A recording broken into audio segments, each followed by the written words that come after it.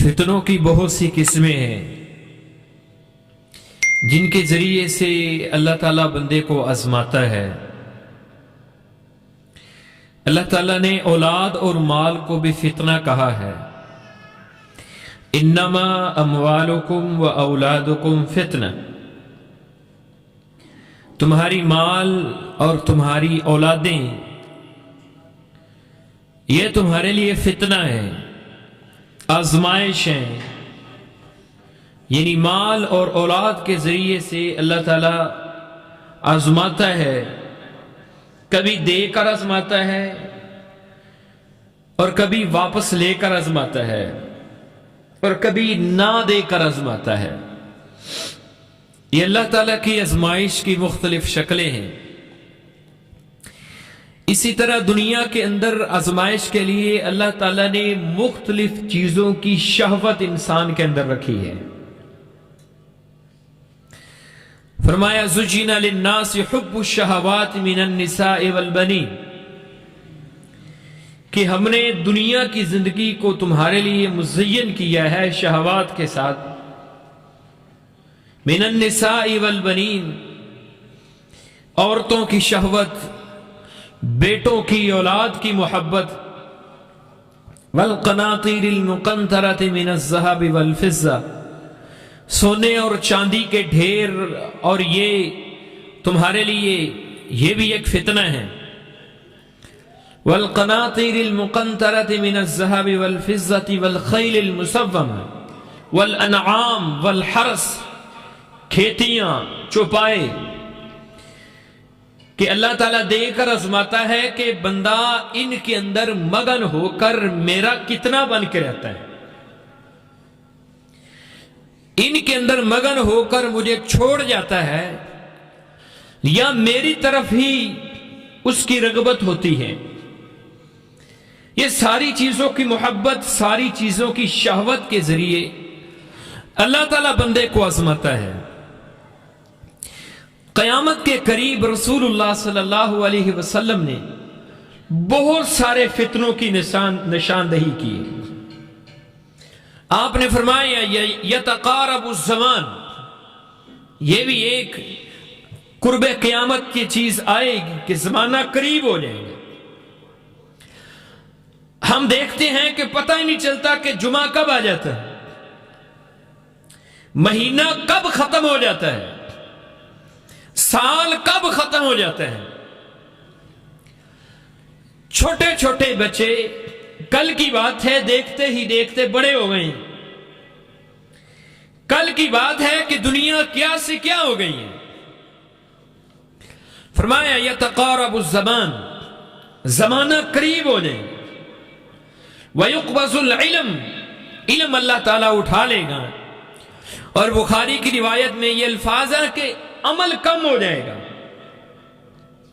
عمل کی کمی ہے، اللہ تعالیٰ علم کو اٹھا لے گا۔ ابھی 2-3 سال پہلے کی بات ہے، کرونا کے ایام کے اندر یکے بعد دیگرے صرف 1 مہینے کے اندر 12 سے 13 ایسے علماء اللہ تعالیٰ نے ان کو اپنے پاس بلا لیا کہ جن کو اگر اس دور کا محدث کہا جائے گا تو مبالغہ نہیں ہوگا۔ یہ سارے علماء کا اٹھ جانا یہ قیامت کی نشانیوں میں سے ایک نشانی ہے۔ رسول اللہ صلی اللہ علیہ وسلم نے اس کی نشاندہی کی ہے۔ پھر فرمایا نبی صلی اللہ علیہ وسلم نے قرب قیامت کیا ہوگا کہ فتنوں کا ظہور ہوگا، بد امنی عام ہو جائے گی، اور قتل و غارت بہت زیادہ ہو جائے گی۔ مقتول کو بھی نہیں پتا ہوگا کہ کیوں قتل کیا جائے، قاتل کو بھی نہیں پتا ہوگا کہ کیوں قتل کیا جائے۔ اور ہم اپنی طرف آس پاس دیکھیں تو زمانہ یہ سارا آ چکا ہے، اور یہ ایسے فتنے ہیں رسول اللہ صلی اللہ علیہ وسلم نے اس زمانے کی نشاندہی کی۔ فرمایا ایسا زمانہ آنے سے پہلے اپنے اپنے اعمال کو کر لو۔ کیسا زمانہ کہ بندہ یصبح مؤمنا، صبح کے وقت بندہ مومن ہوگا، وَيُمْسِي کافرا، فتنے اس قدر عام ہو جائیں گے کہ شام کے وقت وہی بندہ جس نے صبح ایمان کی حالت میں کی تھی اور شام کے وقت یہ کافر ہو چکا ہے، اور شام کو اگر مومن ہے وَيُصْبِحُ کافرا، صبح کے وقت کافر ہو جائیں، راتوں رات وہ اپنے ایمان کو ختم کر دیں گے۔ اور اس حدیث کے اگلے الفاظ ہیں، دنیا کے چند ٹکوں کے بدلے میں، دنیا کے چند پیسوں کے بدلے میں آدمی اپنے ایمان کو بیچ ڈالے گا، اس کے لیے ایمان کی کوئی قدر و منزلت نہیں ہے، اس کے لیے دنیا کا مال، دنیا کا پیسے کی قدر و منزلت ہے۔ حالانکہ صحابہ کرام کے نزدیک تو سب سے قیمتی چیز ایمان تھی، سب سے قیمتی چیز۔ وہ کہتے تھے سب کچھ چلا جائے، ایمان نہیں جانا چاہیے، ایمان سلامت رہنا چاہیے۔ صحابہ کرام کے نزدیک یہ سب سے قیمتی جمع پونجی تھی، اس لیے وہ چھوٹی چھوٹی باتوں پر ڈرتے تھے کہ کہیں میرا ایمان نہ چھن جائے۔ عمر بن خطاب رضی اللہ تعالیٰ عنہ سیدنا حذیفہ بن یمان کو ایک دن بلایا اپنے دور خلافت کے اندر، کہا وہ لسٹ جو نبی صلی اللہ علیہ وسلم نے آپ کو دی تھی منافقین کی، وہ مجھے دکھاؤ۔ حذیفہ بن یمان کہنے لگے امیر المؤمنین وہ تو اللہ کے پیغمبر علیہ الصلوۃ والسلام کا راز ہے، وہ میں آپ کو نہیں دکھا سکتا۔ یہ عمر بن خطاب کی ہستی، آپ کی شخصیت کیا ہے کہ جس کو دیکھ کر شیطان اپنا راستہ چھوڑ دیتا ہے۔ جس گلی سے شیطان گزر جائے شیطان وہاں سے نہیں آتا ہے،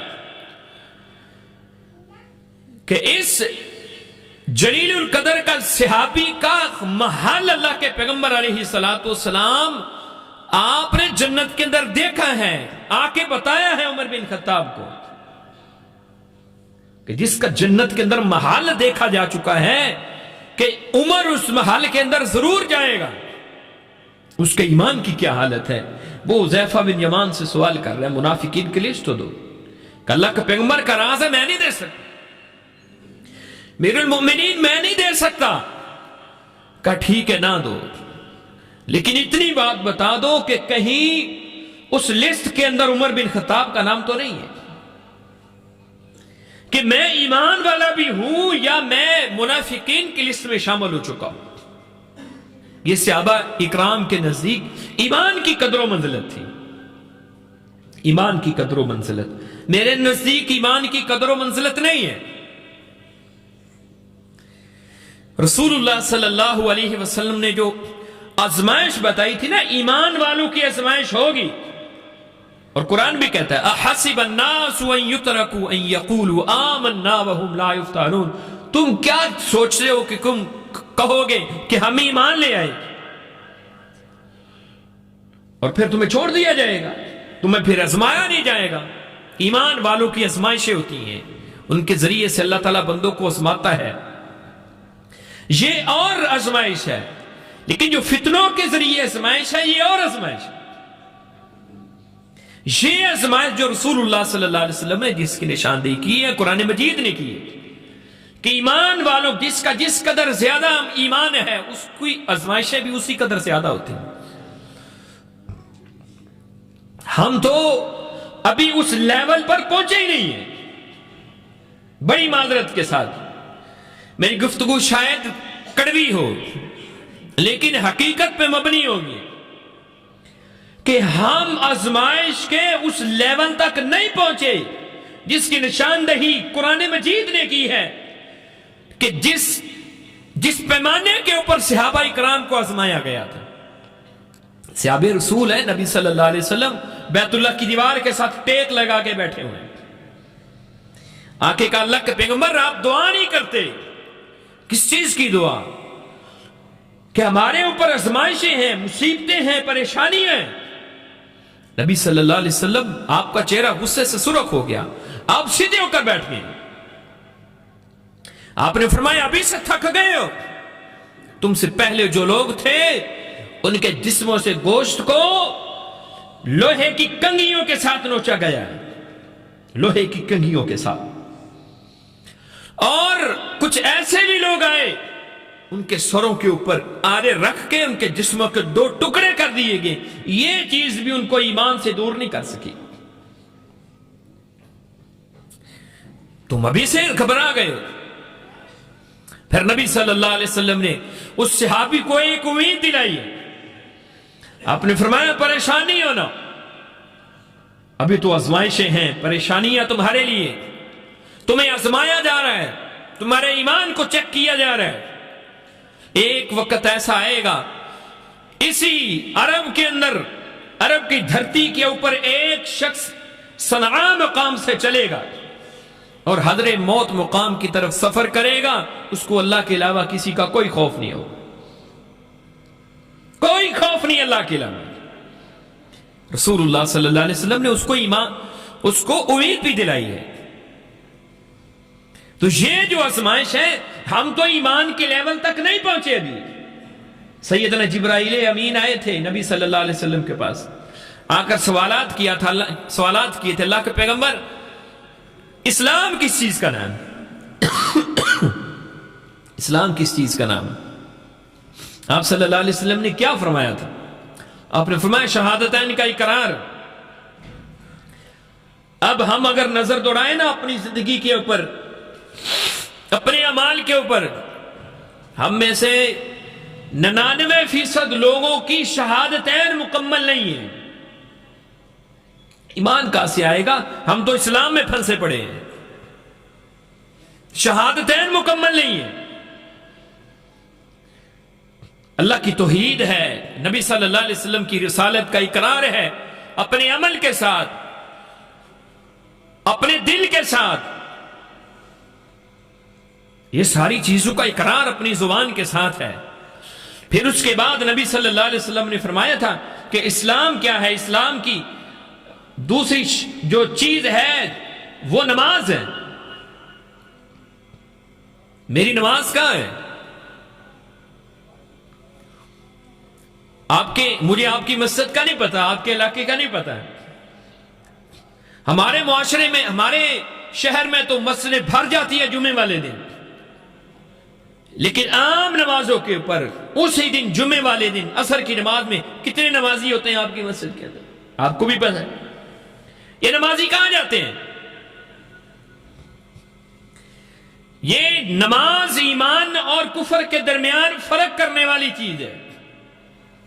सहाबाए कराम कहते हैं कि हमारे जमाने के अंदर किसी शख्स के ईमान को चेक करना होता था, उसका इस्लाम ईमान कहां पे खड़ा है, हम उसकी नमाज को चेक करते थे।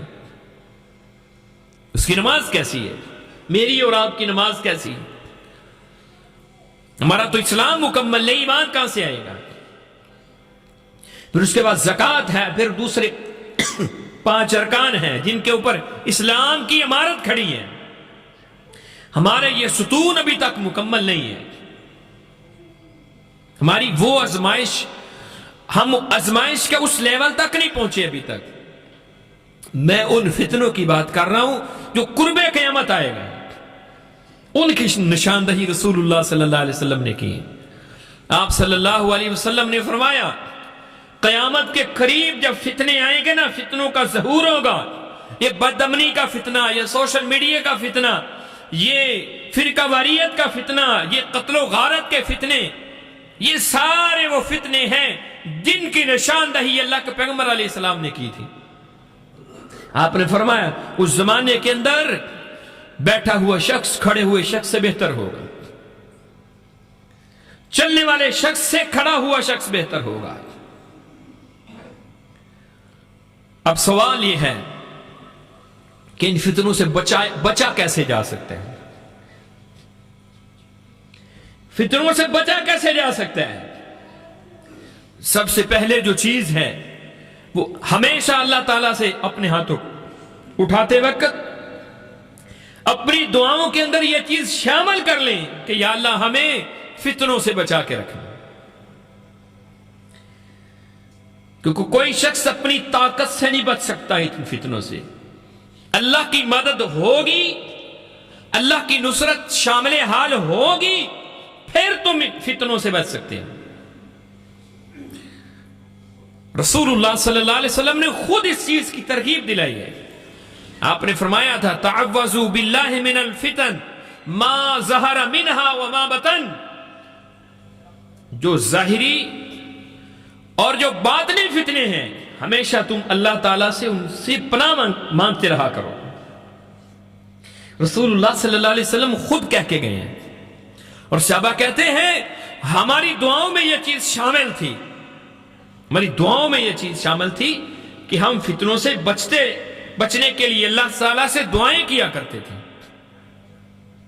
अल्लाह ताला से दुआ किया करते थे हमेशा अपनी दुआओं में, या अल्लाह हमें फितनों से बचा कर रखना, ये दुआएं करते रहते थे। और दूसरी चीज जो है अकीदा तौहीद सीखिए। अल्लाह ताला किन ताकतों का मालिक है, अल्लाह की जात क्या है, अल्लाह ताला की कुदरतें क्या हैं, वो पल भर के अंदर क्या कुछ कर सकता है। वो जात ऐसी जात है जिसको किसी की कोई परवाह नहीं, कि 950 साल वादो नसीहत करने वाला, तौहीद सुनाने वाला पैगंबर, उसने एक बार कहा था या अल्लाह मेरा बेटा पानी के अंदर मेरी आंखों के अंदर चला गया है, या अल्लाह तूने तो कहा था मेरे अहल को नुकसान नहीं होगा, मेरे अहल को गरक नहीं किया जाएगा, या अल्लाह ये क्या, मेरा बेटा तेरे वादे भी सच्चे हैं, मेरा बेटा मेरे अहल से है। अल्लाह ताला ने क्या कहा, अल्लाह ताला ने नहीं देखा कि ये मेरा पैगंबर 950 साल मेरी तौहीद लोगों को सुनाता रहा है। और आप क्या समझते हैं कि उस दौर के अंदर तौहीद सुनाना इतना आम था? जैसे हम सफर करके आए हैं, हमारे लिए खूबसूरत इस्तकबाल का बंदोबस्त किया गया है। अल्लाह आपके कारी साहब को, आपकी जमात को सलामत रखे, उलमा के साथ मोहब्बत है।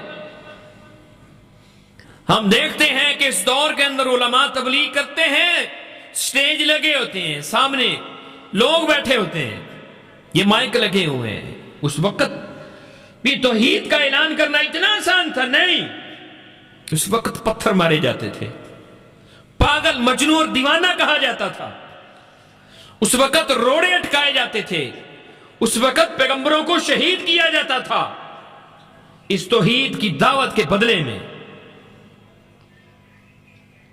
ऐसे आलम के अंदर उस पैगंबर ने तौहीद सुनाई है। अल्लाह ताला ने क्या कहा? अल्लाह ताला ने कहा या नूह इन्नहु लैसा मिन अहलिक, तेरे आल से नहीं है नूह, इन्नहु अमलन गैरु सालिह, उसका अमल भी दुरुस्त नहीं। फला तसअलनी मा लैसा लका बिही इल्म इन्नी अईदुका अन तकून मिनल जाहिलीन।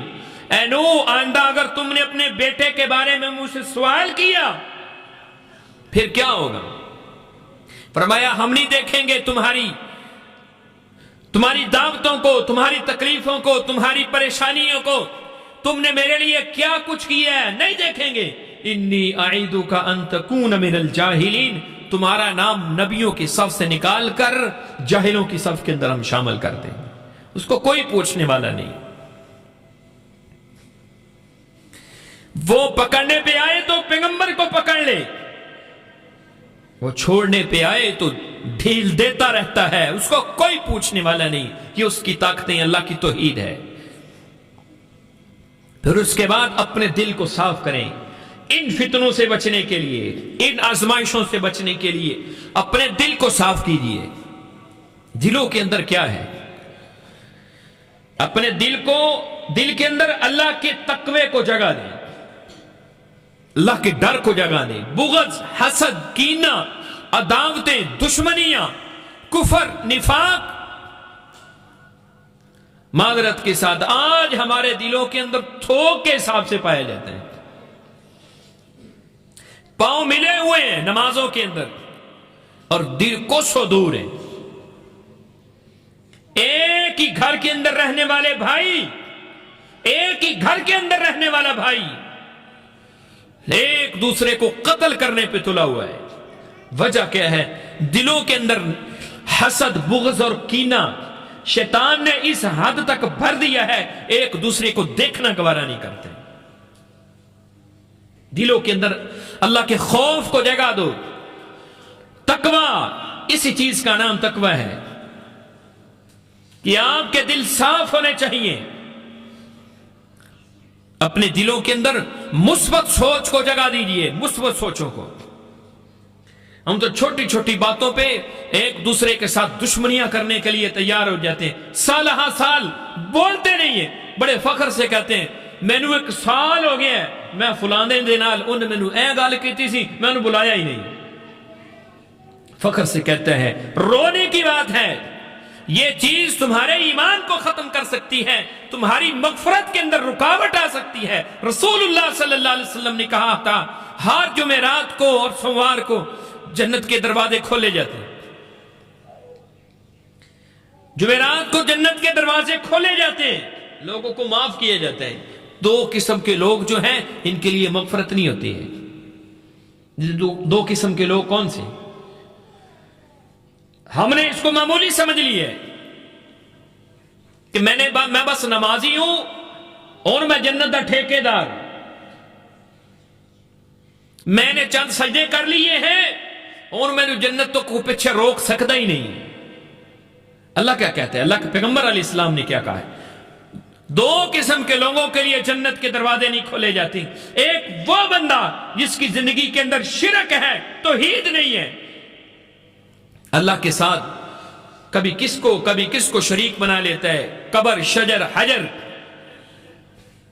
اور دوسرا وہ بندہ، دو مسلمان آپس میں لڑے ہوئے، اللہ تعالیٰ کہتا ہے ان کی مغفرت کے ان کے لیے جنت کے دروازے نہیں کھولنے، ان کے لیے مغفرت کو روک دو. کب تک؟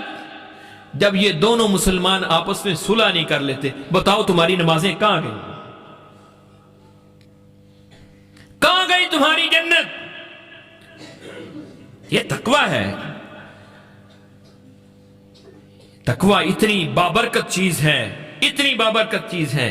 اللہ تعالیٰ نے قرآن مجید کے اندر ایمان والوں کو کہا ہے یا ایھا الذین آمنوا ان تتقوا اللہ یجعل لکم فرقانا. اگر تم تقوی اختیار کر لو نا، اللہ تمہارے لیے فرقان پیدا کر دے گا. حق و باطل میں فرق کرنے والی جو چیز ہے تمہیں وہ تمیز دے دے گا. تمہارے سامنے حق اور باطل واضح ہو جائے گا اگر تمہارے دلوں کے اندر تقوی ہے، تمہارے دل صاف ہیں. دل صاف کیسے ہوتے ہیں؟ قرآن مجید کے ساتھ صاف ہوتے ہیں. قرآن مجید پڑھا کرو، قرآن مجید کے ساتھ محبت کرو، اس کے ساتھ پیار کرو. کیسے؟ صرف طوطے کی طرح رٹنے ہیں؟ حضرت صاحب میں اپنے بچے کو نا ناظرہ قرآن پڑھا کے سمجھتا ہوں کہ میں نے بڑا بار کا مار لی ہے اور میرا پتر قرآن پڑھ گیا ہے. ابھی میرے بھائی، ابھی تو میں نے کچھ نہیں کیا ہے. آسمانوں سے یہ چٹھی آئی ہے، آسمانوں سے یہ چٹھی آئی ہے. کس لیے آئی ہے؟ ھدی للناس، لوگوں کے لیے ہدایت بن کے آئی ہے. ہدایت کیسے ملے گی؟ مجھے پتا چلے ایک چٹھی آئی ہے، اس میں میرے لیے رہنمائی ہے، میں نے فلاں کام کو کیسے کرنا ہے. نہیں پڑھنا آتا، کیا کروں گا؟ سمیٹ کے رکھ دوں گا؟ نہیں. ہمسائے کے لیے، کبھی اس ہمسائے کے پاس، کبھی فلاں دوست کے پاس، یار مجھے دکھاؤ اس کے لیے میرے لیے کیا رہنمائی ہے. یہ قرآن تو تمہیں جنت تک لے جانے کے لیے آیا ہے. یہ قرآن تو ایسی کتاب ہے جو تمہاری دنیا کے لیے بھی، تمہاری دنیا کو بھی جنت بنا سکتی ہے. کبھی وہ وقت تھا، وہ بھی کبھی وقت تھا، سیدنا عمر بن خطاب کا زمانہ ہے. ایک بستی کے اندر مجاہدین داخل ہوئے، انہوں نے وہی طریقہ کار اختیار کیا جو آج ہمارے زمانے کے اندر اختیار کیا جاتا ہے. ایک وار چلایا، ایک فتنہ کھڑا کیا گیا. کون سا فتنہ؟ یہ انٹرنیٹ کا فتنہ. دنیا جہان کا گند میری انگلی کے ایک کلک کے نیچے جمع کر دیا گیا. دنیا جہان کا گند. انہوں نے کیا کیا؟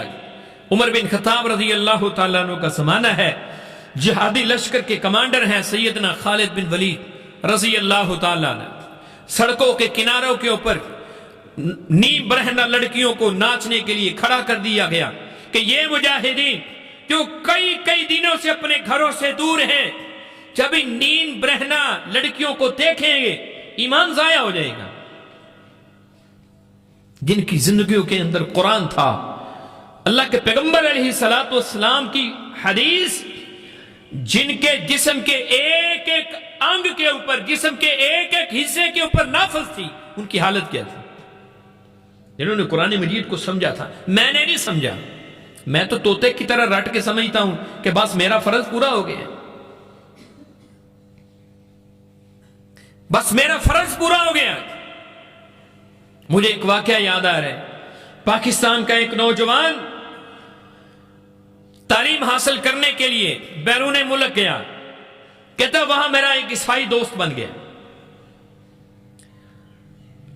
کہتا میں روزانہ صبح اٹھ کے قرآن مجید کو سینے کے ساتھ لگاتا ہوں، اس کو چومتا ہوں، آنکھوں کے ساتھ لگاتا ہوں، نماز پڑھنے کے بعد میں اس کی تلاوت کرتا ہوں، بڑی اس کی تعریفیں کرتا ہوں، ہماری مقدس کتاب ہے، ہمیں اس سے بڑی محبت ہے، بڑا پیار ہے، میں اس کو زمین پر نہیں رکھتا، نیچے نہیں گرنے دیتا، میں اس کو سینے کے ساتھ لگاتا ہوں، اس کو چومتا ہوں، اس کو چاٹتا ہوں۔ ایک دن عیسائی دوست نے سوال کر لیا، بتاؤ تم بڑی تعریفیں کرتے ہو اس کتاب کی، مقدس کتاب ہے، اس کتاب کے اندر لکھا کیا ہے؟ کہتا مجھے بسم اللہ کا ترجمہ بھی نہیں آتا تھا، میرے جسم سے کہتا پسینے نکلنے لگے کہ میں اس عیسائی کو کیا جواب دوں۔ میں اور آپ اپنے گریبانوں کے اندر جھانک کر دیکھیں، قرآن مجید سے محبت کا دعویٰ میرا بھی ہے، آپ کا بھی ہے، قرآن مجید کے لیے کٹ مرنے کے لیے میں بھی تیار ہوں، آپ بھی تیار ہیں۔ آپ اپنے آپ سے پوچھیں سورۃ الفاتحہ کا ترجمہ کس کو آتا ہے؟ نمازوں میں سکون کیسے آئے گا؟ امام صاحب 2 آیتیں لمبی کر دیں، مساجد کے اندر کوہرام مچ جاتا ہے، کیوں ایسا ہے؟ پتہ ہی نہیں ہے، قرآن مجید کی مٹھاس کو ہم نے سیکھا ہی نہیں ہے، نماز کی مٹھاس کو ہم نے سیکھا ہی نہیں ہے، ایمان کہاں سے آئے گا؟ فتنوں سے بچاؤ کیسے ہوگا؟ تقویٰ کہاں سے آئے گا؟ ہماری نمازوں کے اندر تقویٰ نہیں ہے۔ یہ وہ رونا ہے جو ہم لوگوں کے سامنے روتے پھرتے ہیں۔ دنیا کے اندر ہر دوسرے تیسرے ملک کے اندر میری اور آپ کی لتریشن ہو رہی ہے، مارے پڑ رہی ہیں، کاٹا جا رہا ہے، کاجر مولی کی طرح۔ جانوروں کی قدر و منزلت ہے، کتے کے خون کی قیمت ہے، جانور کے خون کی قیمت ہے، مسلمان کے خون کی قیمت نہیں ہے۔ وجہ کیا ہے؟ مسلمان ہے ہی نہیں، میں ایمان والا میں ہے ہی نہیں ہے، میری قدر و منزلت کہاں سے ہوگی؟ جو ایمان والے تھے ان کی قدر و منزلت یہ تھی۔ تو میں آپ کو سنا رہا تھا وہ واقعہ، سیدنا خالد بن ولید رضی اللہ تعالیٰ عنہ نے یہ ماجرا دیکھا، مجاہدین شہر میں داخل نہیں ہوئے ابھی تک لڑائی کے لیے، انہوں نے یہ کام کر دیا، عمر بن خطاب کی طرف ایک خط بھیجا، قاصد دے کر بھیجا، بتاؤ امیر المؤمنین اب کیا کریں؟ جن کے دلوں کے اندر ایمان تھا، جنہوں نے قرآن مجید کو سیکھا تھا، انہوں نے اپنے ایمان کو کیسے بچایا تھا؟ عمر بن خطاب رضی اللہ تعالیٰ عنہ نے کہنے لگے مجاہدین کے کمانڈر کو پریشان ہونے کی ضرورت نہیں ہے، ان کے سامنے سورہ نور کی آیات کی تلاوت کر کے اور ان کو شہر کے اندر داخل کر دو۔ وہ مجاہدین، ان کے سامنے سورۃ نور کی آیات کی تلاوت کی گئی اور ان کو شہر کے اندر داخل کر دیا گیا۔ سارا لشکر شہر کے اندر داخل ہو گیا، کسی ایک مجاہد نے بھی کسی نوجوان لڑکی کی طرف نظر اٹھا کے نہیں دیکھا۔ سب سے اینڈ والا جو مجاہد تھا اس کو ان لڑکیوں نے گھیر لیا، کہنے لگی بتاؤ تو صحیح تم انسان ہو یا فرشتے؟ یہ ایسا معاملہ ہے جہاں پر بڑے بڑے ایمان والے بک جاتے ہیں، بڑے بڑے دین کے ٹھیکیدار اپنے ایمان کو بیچ دیتے ہیں۔ ہم ناچ ناچ کے گا گا کے تھک چکی ہیں، تم میں سے کسی ایک مجاہد نے بھی ہماری طرف نظر اٹھا کے نہیں دیکھا۔ اس نے کوئی لمبا آواز نہیں کیا تھا، گھنٹے 1.5 گھنٹے کا، वहां पर बहुत लंबा कोई जलसा नहीं हुआ था, बड़ी बड़ी फ्लेक्सें नहीं लगी थी। उस मुजाहिद ने इतनी बात कही थी कि हमारे दीन ने, हमारे इस्लाम ने, हमारे कुरान ने हमें ये तालीम ही नहीं दी कि हम किसी गैर महरम की तरफ नजर उठा के देख लें। तारीख वालों ने लिखा, मुर्रिखीन ने लिखा कि ये शहर जिसको फतह करने के लिए मुजाहिदीन अपने असला लेकर आए थे, सिर्फ एक बात से उस बस्ती के सारे वो लोग जो खड़े थे सारे मुसलमान भी हो गए। अल्लाह ताला ने उस शहर को भी फतह कर दिया। ये ईमान था मेरे भाई, ये ईमान था, ये तकवा था। इसी तकवे की बात अल्लाह ताला ने की है। वलौ अन्ना अहलल कुरा आमनू वत्तक़ौ लफ़तहना अलैहिम बरकातिम मिनस समा। अगर तुम अपने दिलों के अंदर तकवा पैदा कर लो ना, तकवा पैदा कर लो, अल्लाह आसमानों से तुम्हारे लिए बरकतों के दरवाजों को खोल देगा। बरकतों के दरवाजे तुम्हारे लिए खुल जाएंगे। और जब बरकतों के दरवाजे जब खुल जाएंगे तो फिर फितनों का तो सवाल ही पैदा नहीं होता कि तुम्हारे ऊपर फितने आ जाएंगे। हमारी तरफ से अल्लाह ताला ने अपनी बरकतों को उठा ली है। वजह क्या है? तकवा नहीं है, अल्लाह का खौफ नहीं है, दिल साफ नहीं है। दिल साफ कुरान मजीद की तिलावत से होता है। दिल साफ होता है अपने दिलों से बुग़्ज़, हसद, कीने को दूर करने से। रसूलुल्लाह सल्लल्लाहु अलैहि वसल्लम ने फरमाया था ना, तकवा दिल की अंदरूनी कैफियत का नाम है। इसी चीज का नाम विलायत है। अल्लाह का वली बनना, उसके लिए कोई सर के ऊपर सींग नहीं लगाने पड़ते। अल्लाह ताला ने इंतहाई आसान तरीका बताया। कुल इन कुंतुम तुहिब्बून अल्लाह, अल्लाह ताला ने कहा पैगंबर इनको कह दो, अगर तुम अल्लाह से मोहब्बत करते हो ना, फत्तबिऊनी, मैं मोहम्मद की पैरवी करो। तुम्हें 12-12 साल किसी तंदी के साथ लटकने की जरूरत नहीं है, तुम्हें कुछ चिल्ले काटने की जरूरत नहीं है। फत्तबिऊनी, मैं मोहम्मद की पैरवी करो। युहब्बिबुकुमुल्लाह, अल्लाह तुम्हें अपना वली बना लेगा। अल्लाह तुम्हें अपना वली बना लेगा। कुरान कह रहा है अल्लाह तुम्हें अपना वली बना लेगा, तुम्हारे दिलों के अंदर तकवे को पैदा कर दे। अब्दुल्लाह इब्न मसूद रजी अल्लाह ताला अन्हु ने एक शख्स को देखा, फुल गर्मी के अंदर उसने खूब मोटा लिबास पहना हुआ। हमारे यहां भी तकवा इसी मुत्तकी उसी शख्स को कहा जाता है, वली उसी शख्स को कहा जाता है कि जिसका लिबास बहुत ज्यादा लंबा हो, बाल बट्टी के अंदर अटे हुए हो, मोटा लिबास उसने पहना हुआ हो। हम समझते हैं कि शायद ये वली है। अब्दुल्ला बिन मसूद ने उसको कहा कि भाई ये तुमने बोरी का लिबास पहना हुआ, खूब मोटा, खूब गर्मी के अंदर, ये तो विलायत नहीं है, ये तो वली की इलामत नहीं है, ये तो तकवा नहीं है। तकवा तो दिल की कैफियत का नाम है। तुम्हारी नमाजें कैसी हैं, तुम्हारे रोजे कैसी हैं, तुम्हारे हज कैसे हैं, इसी चीज का नाम तकवा है। कुरान मजीद पढ़ने से दिल साफ होते हैं, अल्लाह दिलों के अंदर तकवा पैदा करते हैं। अपनी मौत को अपने सामने रखा करो, दिल साफ होते हैं, तकवा पैदा होता है। कब्रिस्तानों के अंदर चक्कर लगाया करो, जाके देखा करो। ये जो धोखा है ना शैतान का कि मैं अभी जवान हूं, मेरे बाल सफेद होंगे, फिर मैं बूढ़ा हूंगा, फिर मैं चंद दिन बिस्तर के ऊपर लेटूंगा, मुझे बीमारी आएगी, फिर जाकर मौत आएगी। नहीं, हमने बूढ़े बाप के कंधों के ऊपर जवान मैयतों को देखा है, बूढ़े बाप के कंधों के ऊपर हमने जवान बाप के कंधों के ऊपर छोटे छोटे बच्चों की मैयतों को देखा है। जाकर देखो जो तुम्हारे साथ नमाजें अदा किया करते थे, तुम्हारे साथ रहा करते थे, जवानी के आलम के अंदर ही कब्रिस्तानों के अंदर उन्होंने बसेरा कर लिया है। अल्लाह ताला ने हर उस इंसान की गुरूर फिक्र को खाक में मिला दिया जो कहते हैं मेरे बगैर तो दुनिया चलनी ही नहीं, मेरे बगैर तो दुनिया चलनी ही नहीं, मैं ना रहा तो मेरी दुकान में नहीं चल सकती। दुकानें भी चलती हैं, कारोबार भी चलते हैं, सारे मामला चलते हैं। यह शैतान का धोखा है कि मेरे बगैर कोई नहीं, कुछ नहीं हो सकता है। قبرستانوں کے اندر چکر لگایا کرو، جا کر ان کا حال پوچھا کرو، تمہارا اس وقت کیا حال ہے؟ اپنی قبر کو اپنے سامنے رکھا کرو، بند کوٹھڑی کوئی پاس نہیں ہے۔ یہاں مسجد کے اندر رات کے اندھیرے میں کوئی ٹھہرنا پسند نہیں کرتا، رات کے اندھیرے کے اندر کوئی ٹھہرنا پسند نہیں کرتا۔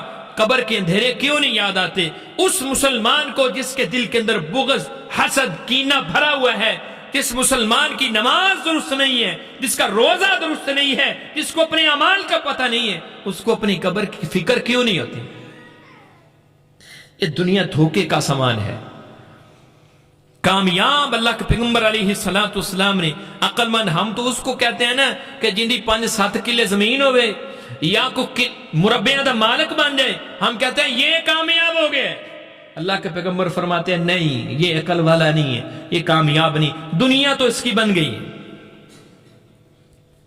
عقل مند کون ہے؟ عقل مند کون شخص ہے؟ اللہ کے پیغمبر علیہ السلام نے زبان نبوت سے اعلان کیا ہے۔ کون شخص عقل مند ہے؟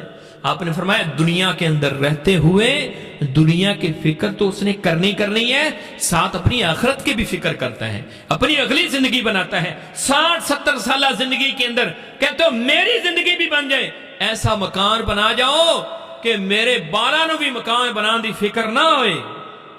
60-70 سالہ زندگی اس کے لیے اتنے فکر ہے، جو ہمیشہ رہنے والی زندگی ہے، ہمیشہ رہنے والی زندگی، اس کے لیے میری اور آپ کی کتنی فکر ہے۔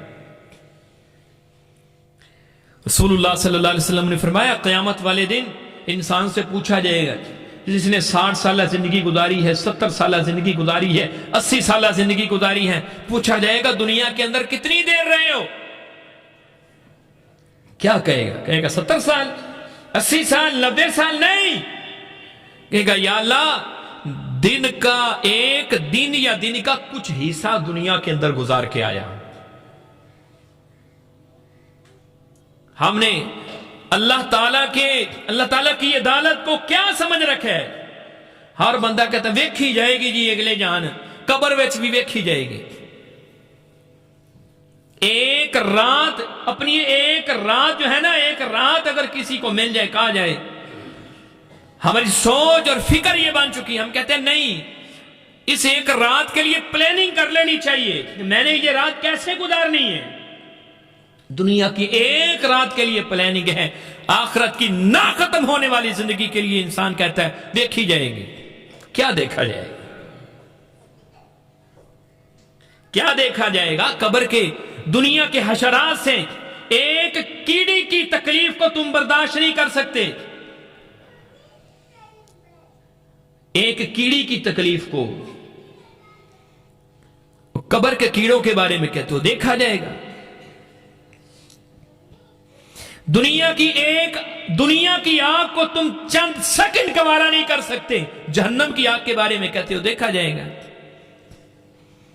کیسا ایمان ہے، کیسی فکر ہے، کیسی سوچ ہے کہ وہ جہنم جس کے بارے میں رسول اللہ صلی اللہ علیہ وسلم نے کہا تھا، جامع ترمذی کی روایت ہے، آپ نے فرمایا قیامت والے دن اگر کسی شخص کو خوف کی وجہ سے موت آنی ہوتی، جہنم کے اندر جانا تو دور کی بات، جہنم کے عذاب کو دیکھ کر ہی مر جاتے۔ کیا فکر ہے، کیا سوچ ہے میری، کیا ایمان ہے میرا، کیا میرے دل کے اندر تقوی ہے، کیا میرے دل کے اندر خوف ہے؟ تقوی کیسے پیدا ہوگا؟ تقوی اس چیز سے پیدا ہوگا، آپ اپنی عبادتوں کے اوپر اپنے رب کا شکریہ ادا کریں۔ ہم عبادت کر کے بھی فخر، غرور، تکبر کے اندر مبتلا ہیں۔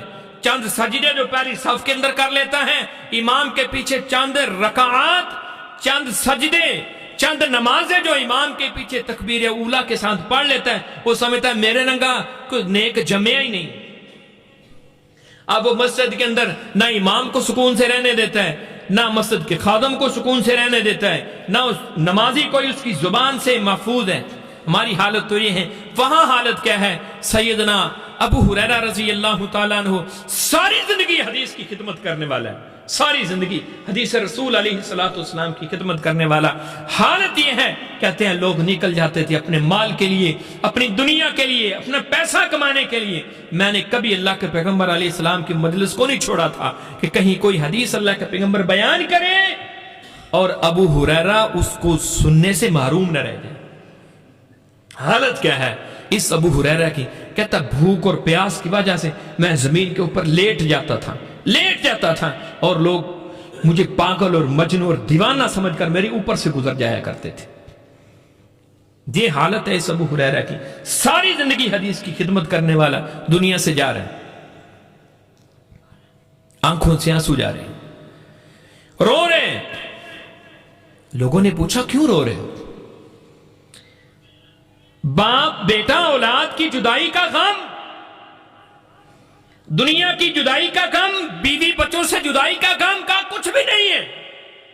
یہ تو ہر انسان نے، اس مرحلے سے تو ہر انسان نے گزرنا ہے. مجھے فکر کس بات کی ہے؟ لا ابکی علی دنیاکم ہذہ، میں تمہاری اس دنیا کے اوپر نہیں رو رہا ہوں، ولیکن ابکی علی قلت الزاد وبعد السفر، میں تو اس لیے رو رہا ہوں میرا اگلا سفر بڑا لمبا ہے اور میرے پاس زادِ راہ بہت کم ہے. ساری زندگی حدیث کی خدمت کرنے والا، جن کے لیے اللہ کے پیغمبر علیہ السلام نے جنت کے اعلان کر دیے ہیں. اللہ تعالیٰ نے قرآن مجید کے اندر ان کو ہدایت یافتہ کہا ہے، ان کے لیے جنت کے اعلان کیے ہیں. رب نے آسمانوں سے ان کے لیے سرٹیفکیٹ اتارے ہیں، رضی اللہ عنہم ورضوا عنہ. وہ کہتا ہے مجھے اپنی آخرت کی فکر ہے، میرے پاس زادِ راہ بہت کم ہے، میرا سفر بڑا لمبا ہے، میرے پاس اعمال بہت کم ہے. یہاں چند رکعتیں، 4 رکعتیں میں پڑھتا ہوں اور چاروں رکعتیں میری دنیا کے اندر اٹکی ہوئی، ایک رکعت کے اندر بھی مجھے نہیں پتا ہوتا کہ میں کہاں کھڑا ہوں. میں سمجھتا ہوں کہ میرے رنگا دنیا کے اندر کوئی نیک جمع ہی نہیں ہے، کچھ بھی نہیں ہے میرے پاس، میرے بھائی کچھ بھی نہیں ہے. میں تمہیں بتاؤں نماز کے اندر سکون کیسے پیدا ہوگا، تقوی کیسے پیدا ہوگا. آپ اپنی نمازوں کا ترجمہ یاد کریں. کبھی نماز کے اندر کھڑے ہو کر اللہ کی اس محبت کو محسوس کریں. کون سی محبت؟ کون سی محبت؟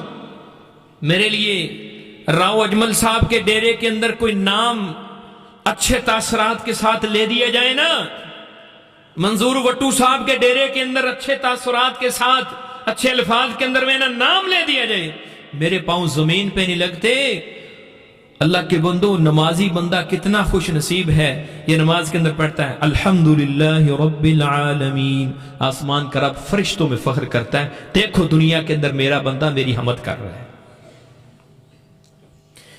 آسمان کا رب فرشتوں میں فخر کرتا ہے، ساری دنیا کا بڑا مالک ہے، ساری دنیا کا وڈیروں سے بڑا وڈیرا ہے.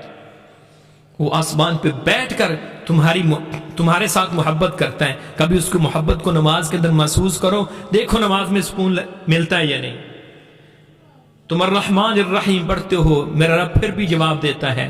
مالک یوم الدین پڑھتے ہو، میرا رب پھر بھی جواب دیتا ہے. ایک ایک فاتحہ کے ایک ایک لفظ کے اندر ایک ایک آیت کا میرا رب جواب دیتا ہے بندے کا.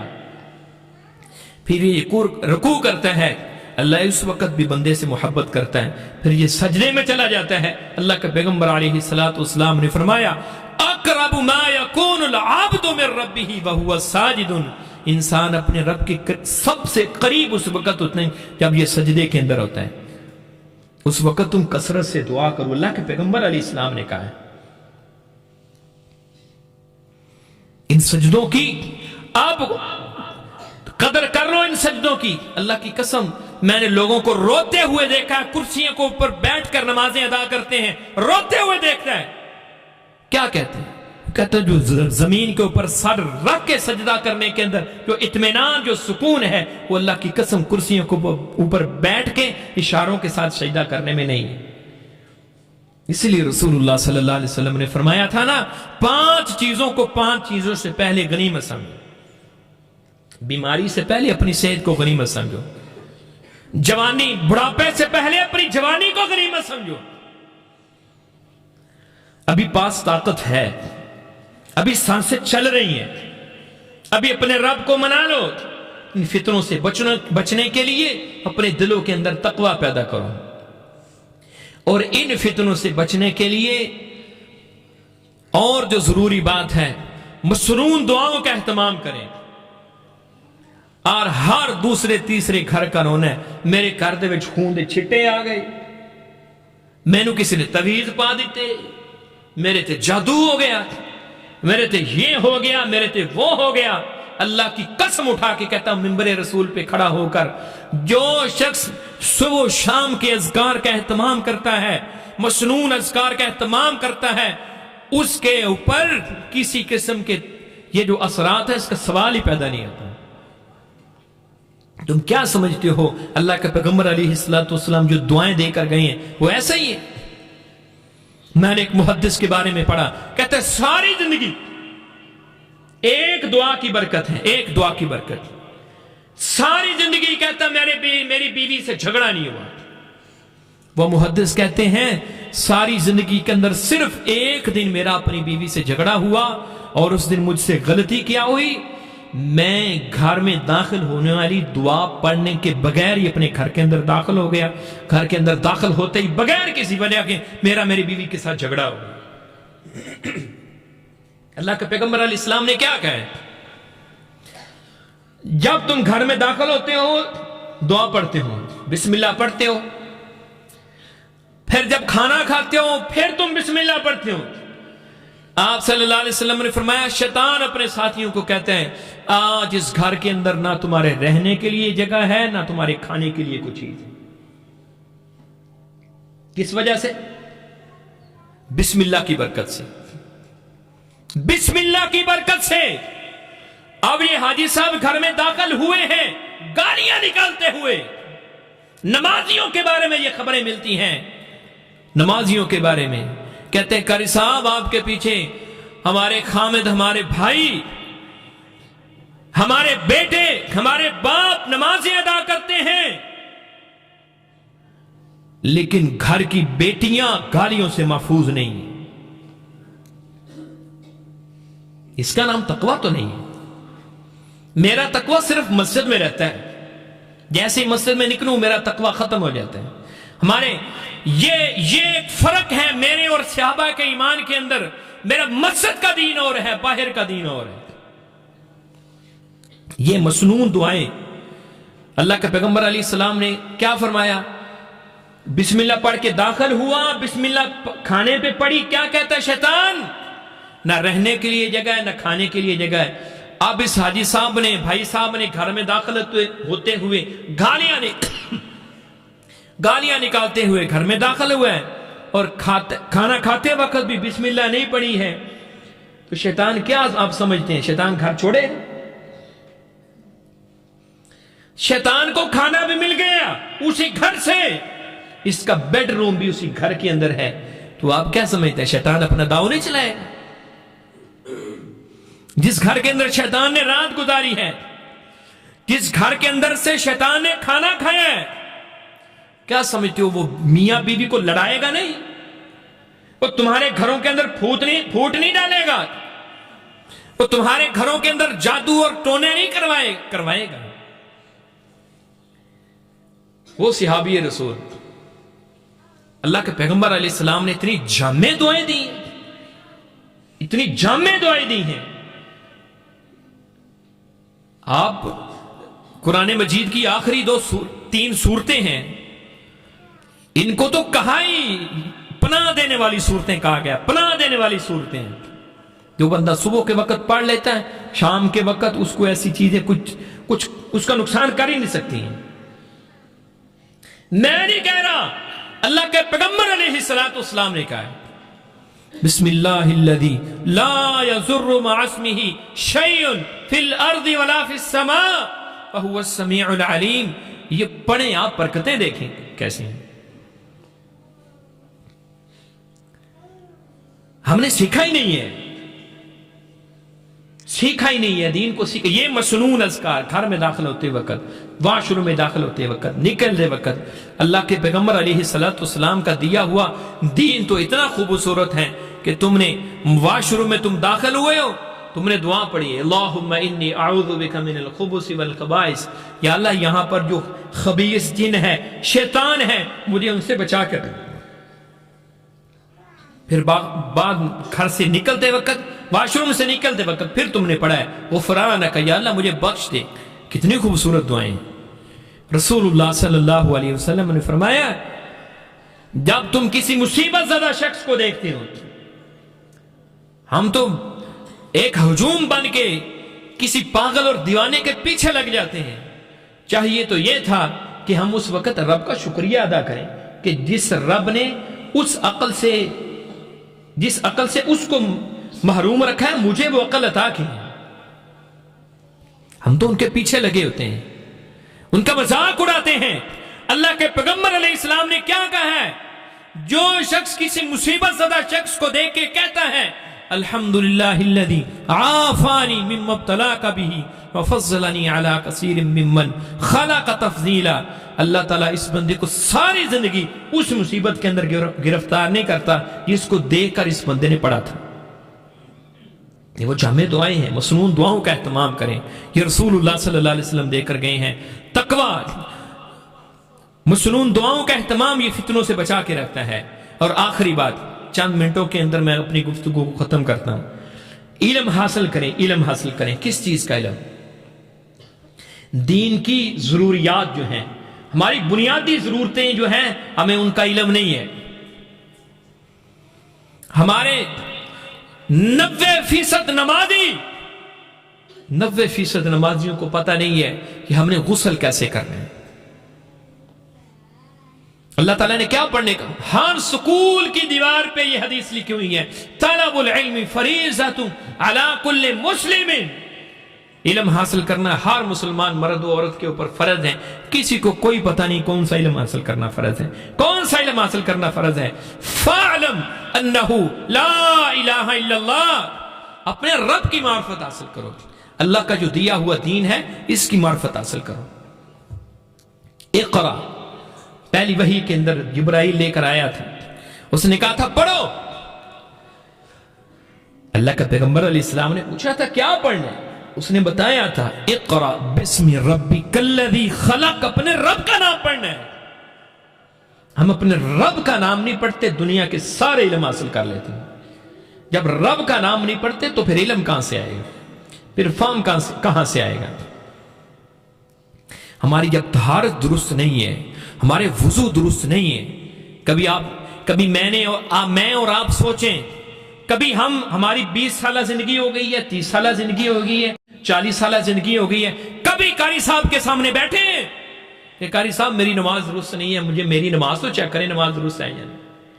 وہاں صحابہ کرام جنہوں نے اللہ کے پیغمبر علیہ السلام کے سامنے بیٹھ کر دین سیکھا ہے، آپ نے ان کو پریکٹیکلی نماز پڑھ کے سکھائی ہے.